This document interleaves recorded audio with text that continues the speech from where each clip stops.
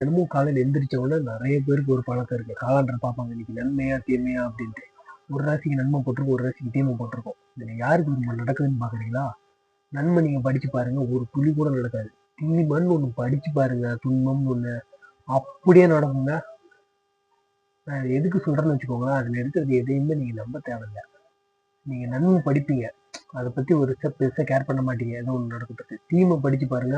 உங்களுக்கு காலைல வேலைக்கு போகும்போது அதே சிந்தனை ஓடிக்கிட்டு இருக்கும். ஆஃபீஸ் போய் அங்க இருக்கும்போது அதே சிந்தனை ஓடிக்கிட்டு இருக்கும். வீட்டுக்கு வரும்போது துன்பம் போட்டுருந்துச்சு. அந்த சிந்தனை ஓடிக்கிட்டு இருக்க அதுதாங்க உங்களுக்கு வேலை செய்யும்.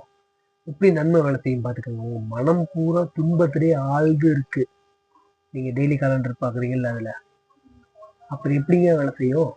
நம்ம மனசுக்குன்னு ஒரு சக்தி இருக்கு. அத முதல்ல உபயோகப்படுத்துங்க. காலைல எந்திரிச்சு இந்த காலண்டர பார்க்குறத விட்டுட்டு, இறைவன பார்த்து இன்னைக்கு நாள் உன்னுடையது. அது நல்லதா அமையட்டும். நீ பார்த்துக்கோ எல்லாம் அப்படின்னு மட்டும் சொல்லுங்க.